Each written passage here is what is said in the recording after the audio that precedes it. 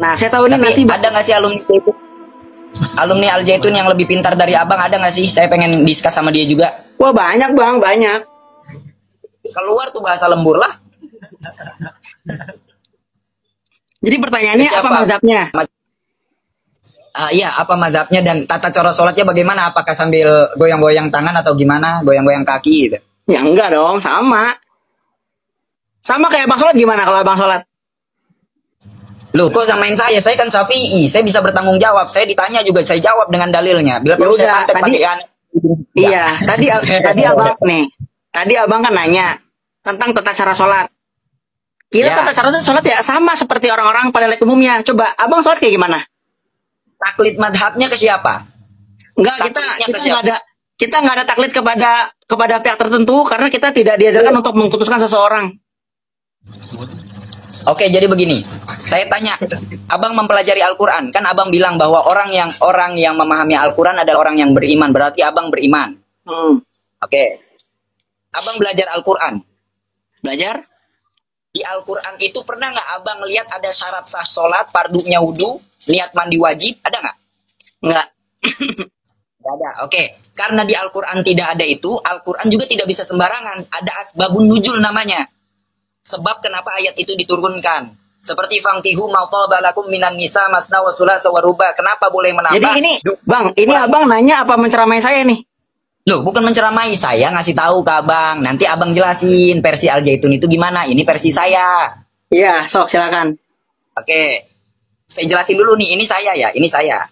Kemudian, karena Al-Quran itu tidak bisa dibedah sendiri, adalah asbabun nuzul yang dipelajari, kemudian dibuat tafsirnya. Ada tafsir Jalalain, ada tafsir Sawi, dan lain-lain. Tafsir Zailani. Ya. Nah, karena hadis itu tidak bisa dibongkar untuk sendiri, adalah namanya asbabul uruz, mustolahat hadis, ahli dalam pakar ilmu hadis. Ya.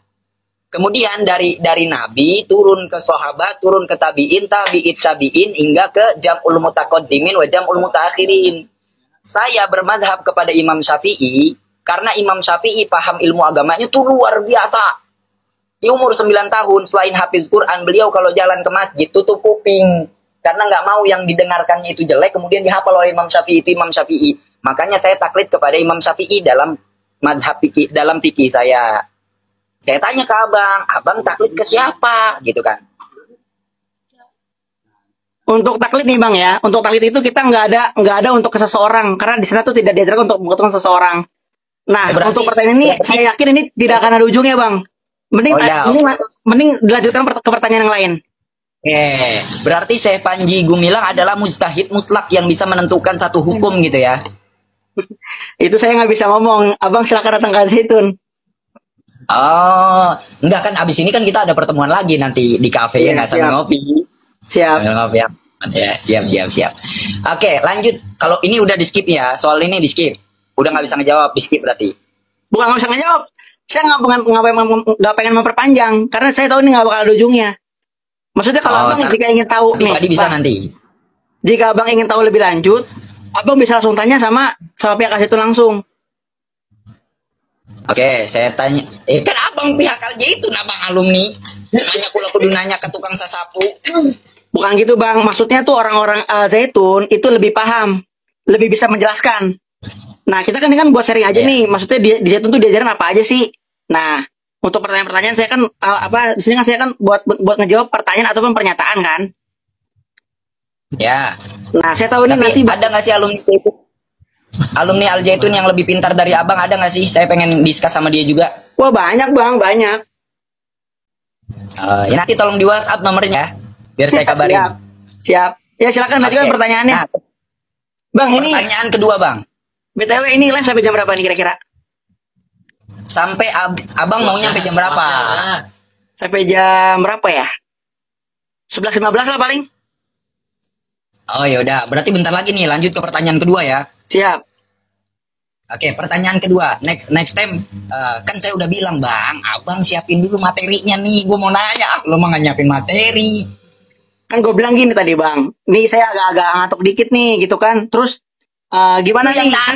Sekarang aja gimana sih? Gue mah oke, welcome. Ya silakan ditanya diajukan pertanyaan lagi. Pertanyaan kedua. Assalamualaikum, salam salam. Ya, itu gimana tuh? Gimana tuh? Gue agak pusing tuh denger lagu itu. Yang salam alehim ya? Balon kode 5. Yang salam alehim itu. Ya, salam alehim, salam alehim. Salam alehim itu adalah bahasa Ibrani yang artinya sama seperti assalamualaikum. Salam di bahasa Arab menjadi assalam, alehim di bahasa Arab menjadi alaihim. Pengertian Hefenu salam alehim adalah sama seperti assalamualaikum. Semoga keselamatan datang kepadamu. Itu mendoakan keselamatan dan kesejahteraan. Itu bentuknya doa dan itu juga itu kan bahasa Ibrani ya. Itu kan bahasa Ibrani. Kebetulan orang Yahudi itu pakai bahasa itu dan bahasa ini itu digunakan oleh para rasul terdahulu. Bahasa Ibrani adalah bahasa para rasul yang digunakan oleh para nabi oleh Nabi Ibrahim, Nabi Musa, Nabi Isa dan yang lainnya. Oke, dan berarti abang nggak percaya bahwa Al-Quran itu penyempurna hukum.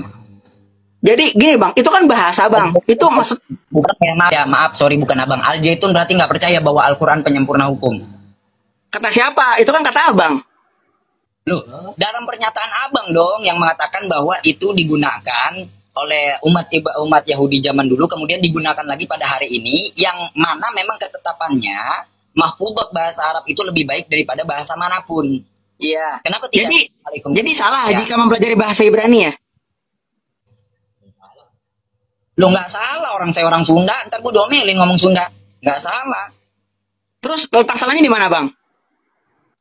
Letak salahnya, pondok pesantren yang notabene adalah pelajar, yang harusnya didoktrin untuk pemahaman agama, untuk kemudian mencetak seorang santri subhanul yom, rijalul god pulang menjadi da'i yang menyebarkan agama Allah, malah didoktrin dengan hal-hal yang kurang mutunya menurut saya. Kenapa daripada belajar bahasa Ibrani, kenapa nggak belajar bahasa Madura, bang? Abang tahu nggak bahasa Maduranya terima kasih? Saya aja tahu dari tukang Madura, gue lagi beli rokok mil. Enggak, masalahnya untuk dinyanyian seperti itu tidak ada penyimpangan akidah ataupun membuat kafir seseorang. Itu artinya itu sama seperti assalamualaikum, sama seperti halnya kita kalau ngomong ke orang Bali itu Om Swastiastu atau salam kebajikan atau salam sejahtera, itu sama artinya. Oh gitu, berarti nggak termasuk dalam kategori mantasabah biqaumin fahuwa minhum. Enggak dong, itu kan mempelajari bahasa. Berarti kalau seandainya jika abang mempelajari bahasa Inggris, abang mantasabah biqaumin fahuwa minhum dong. Oh ya, oke, nice. Ini bisa diterima, cuman saya belum terlalu masuk. Kenapa harus dibacakan itu di ruangan publis yang di situ ada artis siapa sih namanya? Saya lupa. Yang itu siapa? Bang, abang tahu nggak itu dinyanyikan itu lagi acara apa? Nah, justru karena saya nggak tahu, saya nanya sama abang. Kenapa orang Zaitun? Bukan orang Zaitun, saya alumni Zaitun. Oh iya. Oke, lanjut. Itu dinyanyikan, itu di acara Muharram. Di acara 1 Muharram. Biasanya. Kenapa di acara 1 Muharram? Lanjut.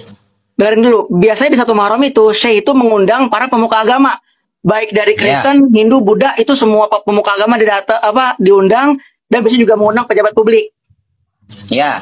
Nah, itu di awal pertama kali nih. Itu saya itu pertama kali nih, coba bang tonton. Pertama kali dia assalamualaikum dulu. Assalamualaikum warahmatullahi wabarakatuh. Terus saya membaca syahadat asyhadu alla ilaha illallah wa asyhadu anna muhammadar rasulullah. Baru nanti di situ saya baru ayo kita menyanyikan bahasa Ibrani. Itu artinya sama. Enggak begitu, buka TikTok. Saya Panji nyanyi salam coba. Enggak begitu, Bang. Abang jangan abang. Enggak begitu. Coba kita lihat videonya dulu ya. Enggak begitu, Bang. Saya masih di otak saya masih nempel ini, Bang. Silakan. Boleh dibuka. Oke, siap, bentar.